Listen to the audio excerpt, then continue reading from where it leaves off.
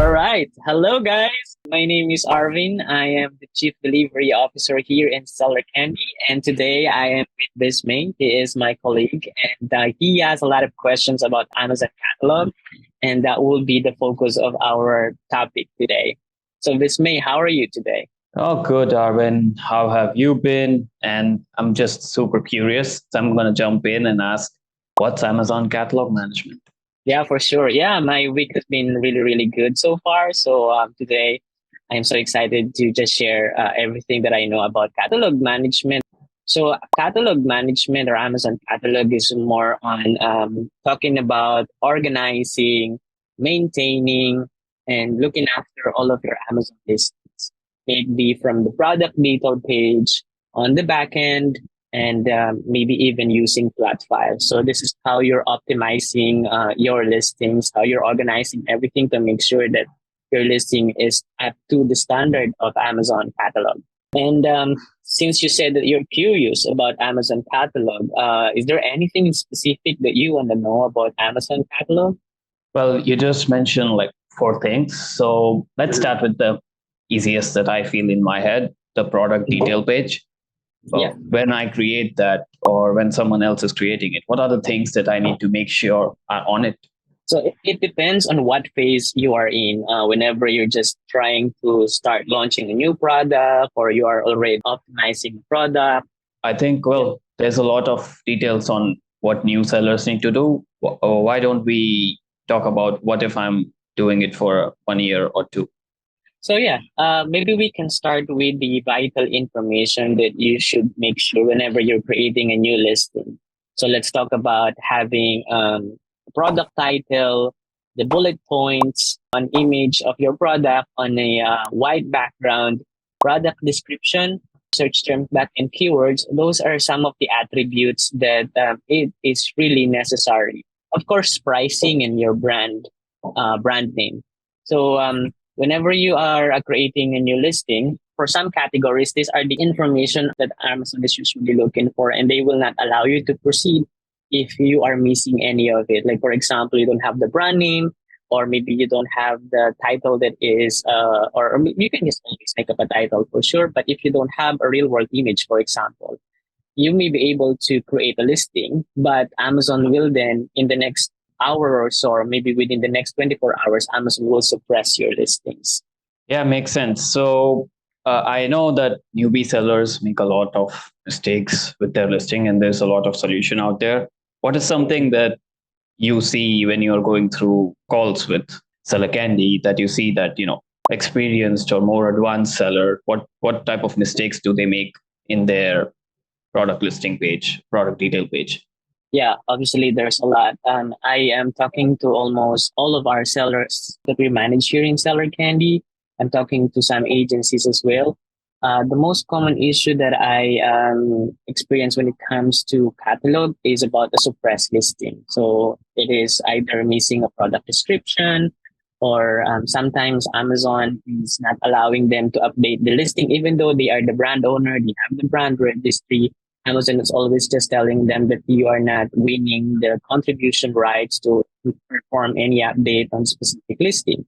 There are some sellers that in the past they have incorrectly created their listing under an incorrect brand name, and now they updated their manufacturer website, they updated everything, but then Amazon is still not allowing them to change the brand name of the product that they are selling. Because obviously, when you're a seller, you have to make sure, especially right now that Amazon is becoming stricter and stricter when it comes to selling on Amazon, you have to show ownership. You have to take control of your listing. And if it is listed under an incorrect branding or not even connected to the brand registry, then you will be in trouble because anyone can hijack your listing.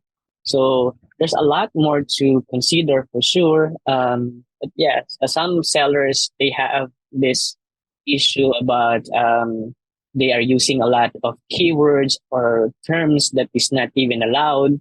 So Amazon is suspending their listing for not meeting the standard of Amazon. Like, for example, they are using a lot of private health claims, or maybe they have added somebody else's brand onto their listing. So they are experiencing this potential IP violation.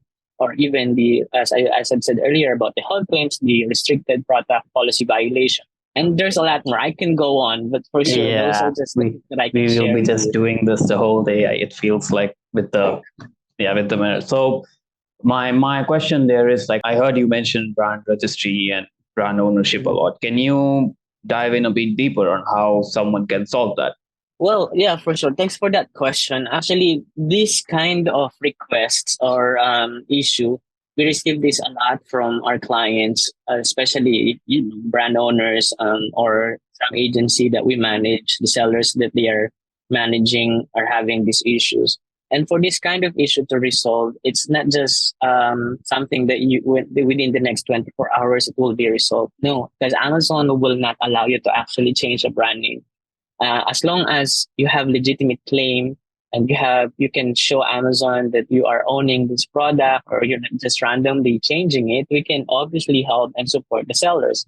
So for this to work, we have to perform a lot of troubleshooting processes. We are not reaching out directly to seller support because we know that if, let's say, we reach out to them unprepared, we will just get another canned response. And that we don't want to happen because it's just really a waste of time.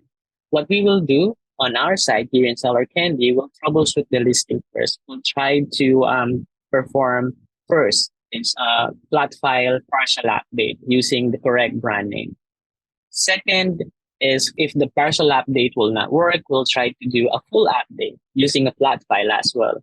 And if that will not work, what we will do is actually we'll get approval first from the seller, especially if the listing is active and they just want to really update it because one of the troubleshooting processes is actually to delete the listing for 24 hours. So we'll get the approval first, especially again if the listing is active because there's an option on the 24-hour sale that the seller will lose if we would just delete them without approval. So if we got the approval, we will delete the listing via flat file. At least we generated a batch ID because we will need that as a reference or as a supporting reference whenever we raise a case to Amazon. So after 24 hours, we will release it again. Sometimes it may take 48 to 72 hours, depends on the severity of the issue, but we're always just doing it for the next 24 hours. So we will re-upload the listing using a full update. So we now have two batch IDs. The first one is the batch ID for creating the listing using the flat file. The second is uploading the listing using the flat file. And this is now the perfect timing to call seller support. But don't get too excited because you will need more information. So it's better to actually ask the seller if they can provide you a copy of real world images of the product showing the packaging So, with the yes, sorry to stop you there. So before calling Seller Central, I will delete the listing.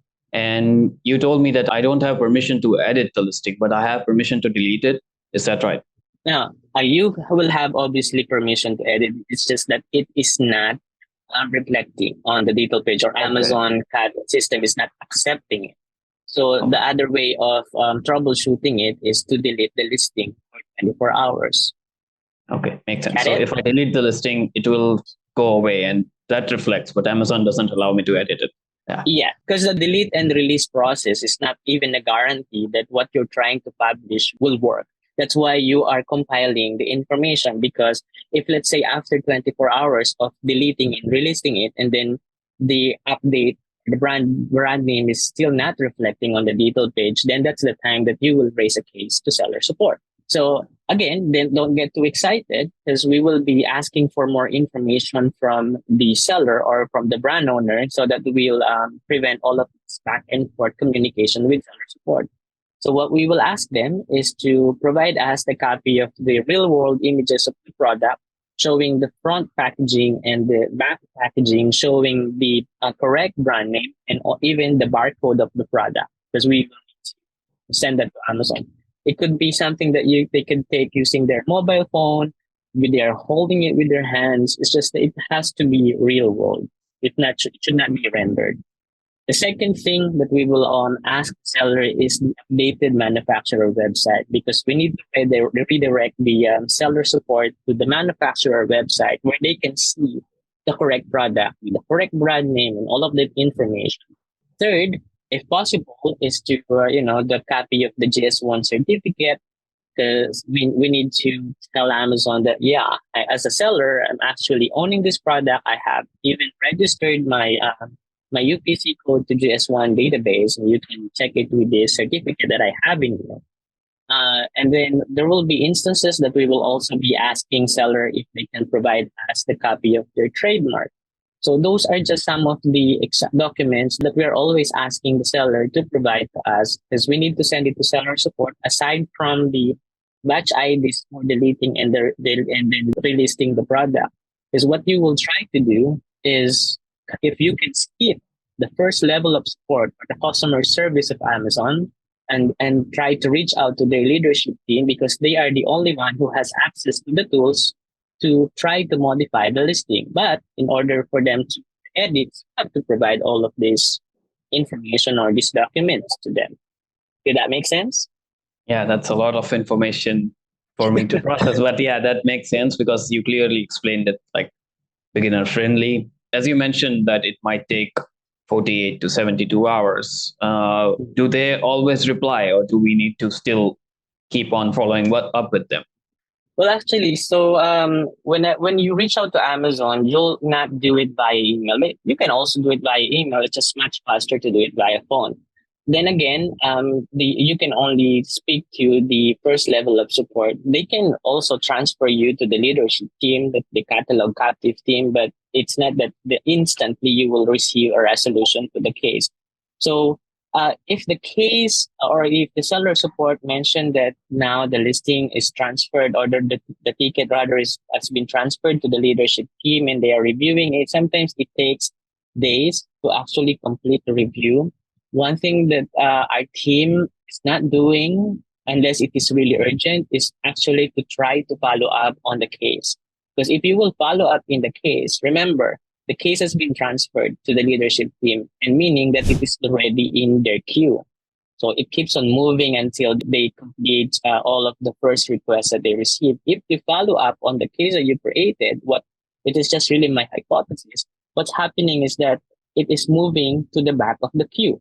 So it get answered later. And then there's also instances that if you will, let's say, create a new case just to follow up on the original case that you created, they will just merge these two cases. And then again, the request to actually transfer the case to the leadership might be forfeited. So unless it is really urgent, we're trying not to follow up within the next 24 hours. We will wait until the next 48 hours. But if they will close the ticket within the 24 hours, it means that it is not transferred to the leadership team, because you have to remember that all of this seller support, they have SLAs, they have KPIs. And so if it is not transferred to the leadership team within the next 24 hours, there's the possibility that it is just sitting on the agent level. I noticed it personally that if it is transferred to the leadership team, the case is kept as open, and I will receive a consistent email from the seller support that this ticket is still being reviewed by the leadership team. So That makes those are sense. just my personal experience. So yeah, it seems like a lot of, well, not just beginners, but even experienced sellers make the mistake of keep on following up till you get a Mm. reply, because that's the advice you get everywhere online. So Yeah, but maybe this you is have to follow something, up too if it is something really urgent, you know. yeah, if it's something that you can be patient on, be patient. Or if it's urgent, then yeah, you can start following up. But you need to find the balance. Is that right? Yeah, you have to find the balance, and then just again trust the process. Yeah. And if let's say you're not really getting the resolution, the seller support or the leadership team for some reason that get back to you and say that they cannot do the edit, you still have to continue reopening as long as you believe that you have the right to actually perform the edit and Amazon is incorrect about it. And there will be other ways to try to escalate the issue, because that thing that I told you is just the troubleshooting process that we are following here. But you can also, our team is also doing it, to send an email to Jeff at Amazon.com. It's another way of escalating the issue. If just to try to get the issue resolved. There's a lot more ways. It's always just thinking outside of the box. That's how the team is working with seller support.